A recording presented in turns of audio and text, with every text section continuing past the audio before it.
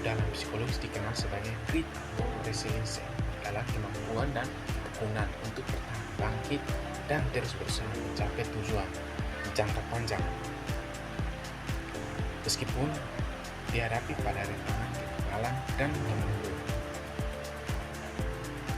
Contohnya, seorang mahasiswa yang tidak lulus dari ujian, tetapi dia selalu berusaha terus belajar secara intensif dengan mengulangi materi serta mencari informasi melalui internet atau buku, sehingga akhirnya tidak berhasil lulus dengan hasil yang memuaskan. Sebagai contoh lain, seorang pegawai yang kehilangan pekerjaan tidak berfokus pada pengembangan atau keterampilan baru sambil mencari peluang sampai akhirnya dia mendapatkan posisi yang lebih baik. Kita juga harus mengambil pelajaran dari kisah Thomas Edison yang mengalami kegagalan sebanyak 5.000 kali sebelum berhasil menciptakan baterai yang efisien, memperlihatkan semangat juangnya yang luar biasa dengan kegagalan sebagai proses belajar. Dan berikut sini ada beberapa yang kerugian dalam bisnis. Itu yang pertama, menghadapi kegagalan. Contoh penyulit bisnis penuh dengan ketidakpastian. Daya juang membantu kita belajar dari kegagalan, bukan terpuruk karena. Contohnya, seorang ibu rumah tangga yang mengurus rumah tidak berhasil. Saya ulangi, contohnya seorang ibu rumah tangga yang mengurus rumah itu tidak berhasil menjual kue tradisional di pasar karena rasanya yang tidak disukai oleh para pembeli. Meskipun demikian, dia tetap memiliki sifat positif. Dia mengakui bahwa mengalami kegagalan bukanlah hal yang mudah. Namun, katakan kemudian bahwa yang dibuat mungkin terlalu manis atau ada yang tidak beres, sehingga dia perlu berpikir untuk bereksperimen dengan variasi atau menu baru, atau menggunakan segar lokal seperti kelapa muda dan gula aren. Dia juga meminta masukan dari tetangga, lalu membagikan foto hasil kreasinya di grup WhatsApp dan komunikasi sebagai bentuk promosi yang sederhana. Pada akhirnya, ia berusaha yang dilakukannya sebelum tidak mendapatkan hasil, dan dia berjuang demi kehidupan. Jadi tidak perlu takut untuk gagal, dan kita harus mencoba selalu ada kesempatan. Yang berikut ada mengatasi penolakan dari calon atau mitra. Dalam hal daya juang membuat kita terus mencoba. Misalnya, seseorang yang lulusan baru yang melamar pekerjaan di 15 perusahaan dan semua lamaran ditolak. Di situ dia selalu konsisten. Daripada menyerah, dia meminta umpan balik dari berbagai CF dan kemampuan wawancaranya. Kemudian dia mencoba lagi.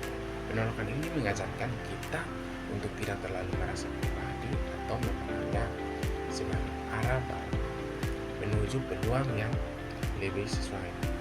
Kunci utamanya untuk mengatasinya adalah menggunakan ketahanan dengan tetap yakin pada proses belajar dari setiap pengalaman yang kita dapat, dan tidak membiarkan satupun penolakan menentukan nilai dari diri kita. Yang berikut ada menghadapi kompetisi. Pasar yang kompetisi membutuhkan ketekunan untuk terus berinovasi dan meningkatkan kualitasnya. Bayangkan saja seorang memiliki kafe yang kecil menemukan masalah besar di dekatnya.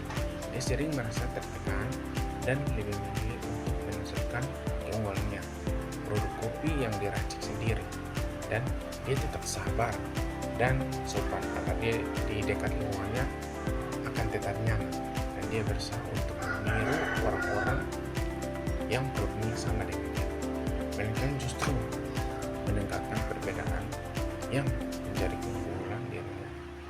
ia menghadapi kompetisi bukanlah tentang mengalahkan orang lain. Dengan cara ini, melainkan tentang meningkatkan diri, mengemukakan diri yang dimiliki dan fokus pada perkembangan pribadi dirinya, daripada terus-menerus membandingkan dirinya dengan orang lain. Yang berikut ada mempertahankan konsisten. Membangunkan bisnis sukses membutuhkan konsisten dalam bekerja keras. Meskipun hasil belum terlihat, contohnya seorang ibu yang bekerja di rumah dan ingin mengurangi berat badannya, ia akan terus berkonsisten untuk menjalankan berolahraga selama 30 menit setiap pagi. Pada hari Minggu pertama, dia sangat bersemangat, tapi minggu kedua atau ketiga rasa malasnya akan mulai muncul. Tetapi demikian itu, meskipun begitu, dia tetap berusaha untuk melakukan dan berusaha untuk mengurangi berat badannya.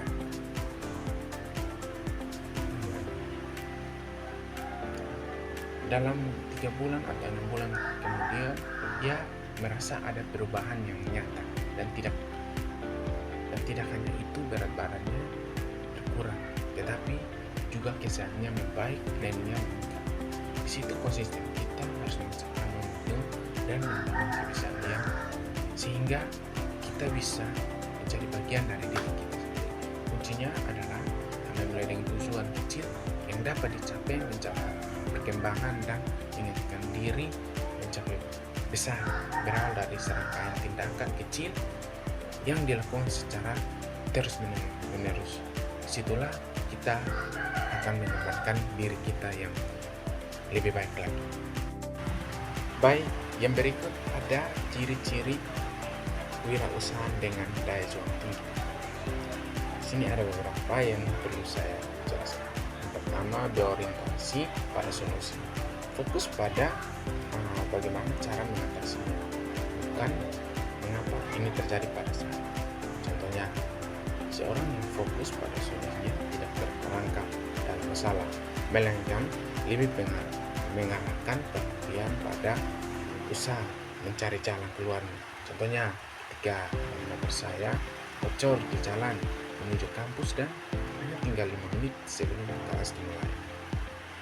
Di situ saya merasa cemas, tetapi saya berpikir bahwa saya harus mencari bengkel terdekat untuk tambal ini malam. Namun di situ waktunya tidak cukup baik dan cukup pas untuk saya bisa sampai kampus dengan bisa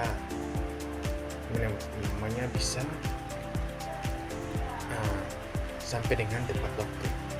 Tetapi saya berpikir bahwa saya harus meminta tolong kepada teman saya untuk jemput saya supaya bisa mengantar motor saya ke bengkel dan saya bisa teman saya untuk bisa sampai di tempat kuliah dengan tepat waktu.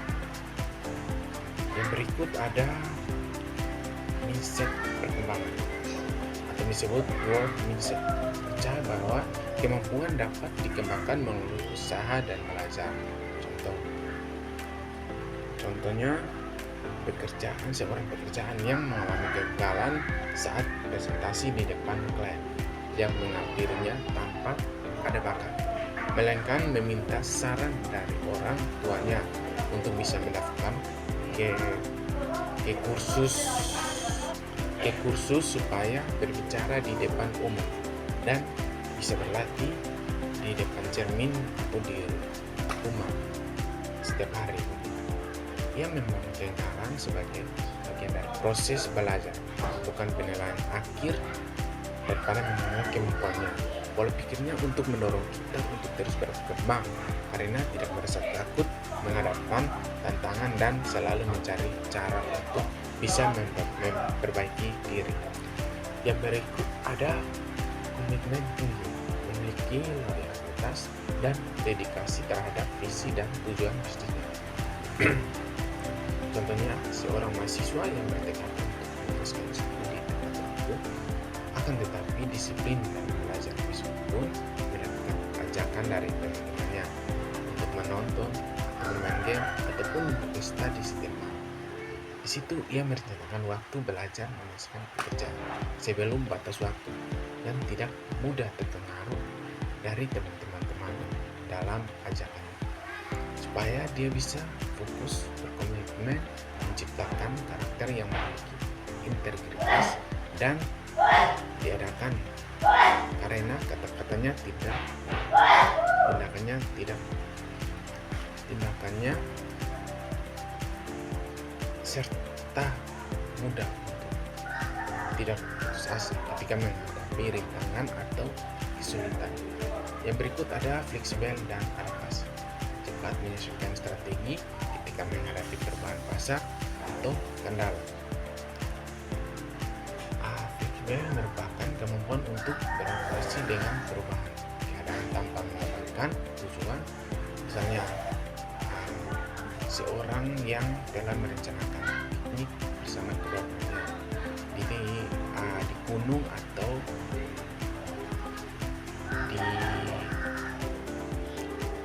di gunung lah. Di situ tiba-tiba ada hujan. Di situ ada hujan.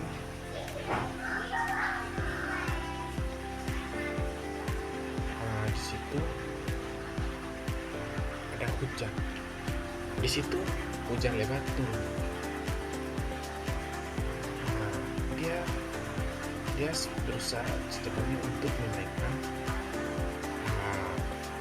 untuk memikirkan suatu tujuan supaya ini piknik bisa berjalan. Namun dia berpikir bahwa lebih baik di rumah saja untuk bisa piknik, dan dia akan membuat suasana lebih nyaman dan lebih tenang, dan bisa meramaikan keunikan atau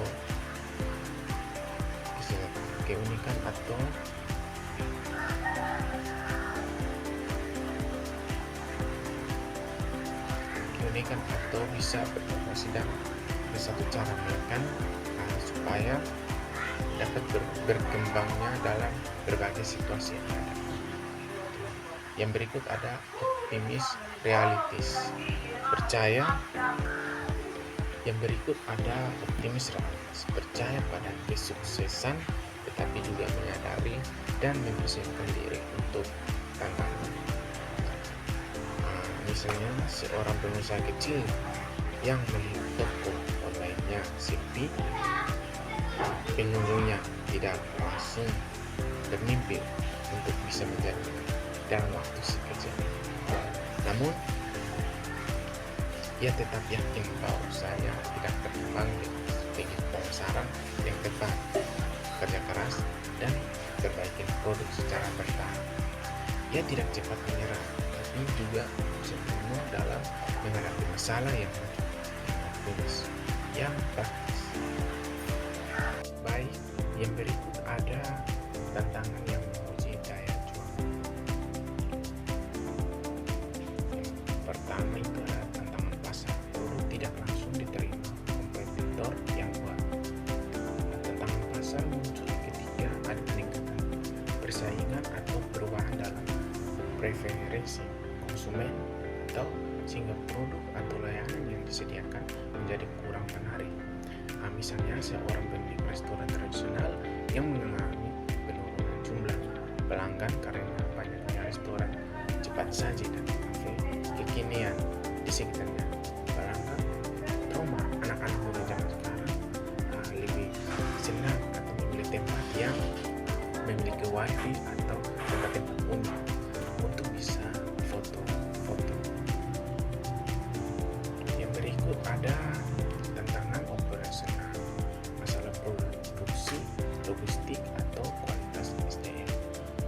Tantangan operasional berhubungan dengan masalah yang muncul dalam kegiatan sehari-hari sehingga menghambat produktivitas.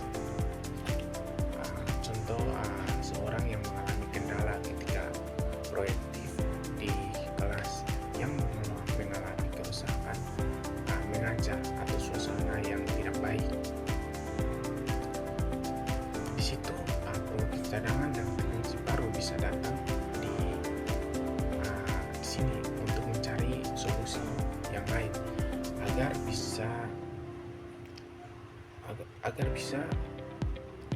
agar bisa menjangkan laptop untuk menonton bersama, mengambil diagram atau papan tulis untuk bisa melihat metode pengajaran yang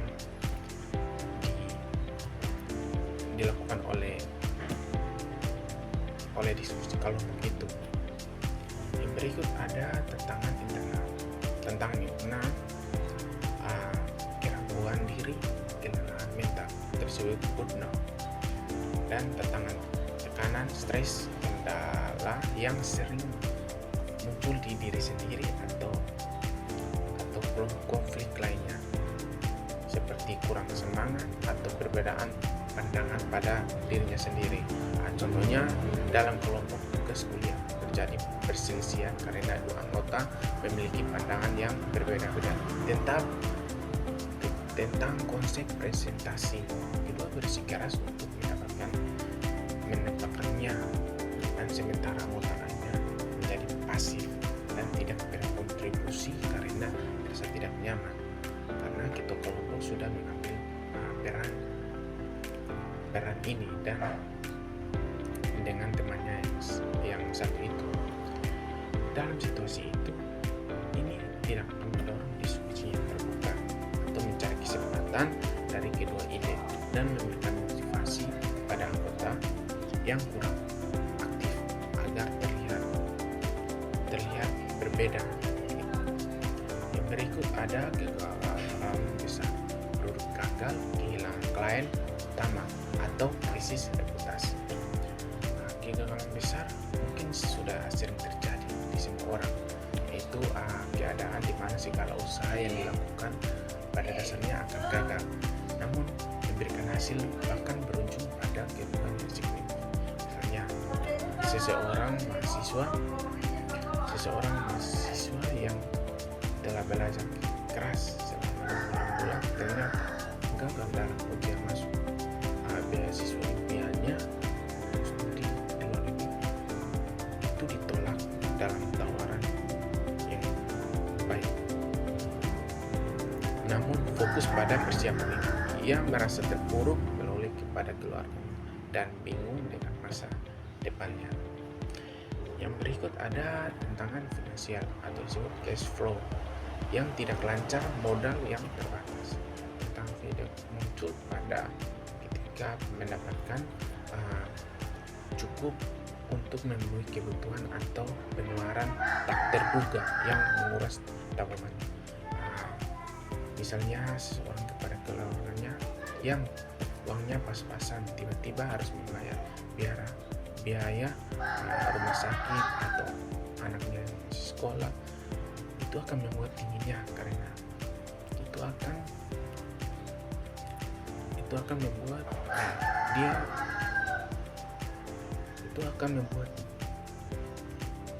dia harus perlu mengatur pengeluaran dan harus bisa mengeluarkan uang supaya keluarganya bisa mencari pekerjaan tambahan atau membuat barang berharga untuk bisa memenuhi kebutuhan mendasar. Baik, di sini saya akan masuk dalam kesimpulan memiliki ketahanan yang merupakan kompetisi utama yang memisahkan pengusaha yang berhasil dan yang menyerah di tengah perjalanan. Ketekkunan bukanlah kemampuan yang sudah ada sejak lahir, melainkan kemampuan yang bisa kita latih dan bisa kita tingkatkan untuk keberhasilan yang di masa akan datang. Bukan soal tidak pernah mengalami kegagalan, tapi kita harus banyak mencoba untuk tetap lebih kepada cepat dan teguh agar kita bisa bangkit, dan setiap kali kita jatuh itu tidak baik. Jadi mungkin dari saya, kita harus melakukan dengan kewajiban diri kita sendiri agar kita bisa tahu bahwa apa yang kita lakukan tujuannya kedepannya bisa menjadi yang lebih baik. Mungkin ini yang saya bisa jelaskan. Mungkin ada kata-kata yang tidak baik. Terima kasih.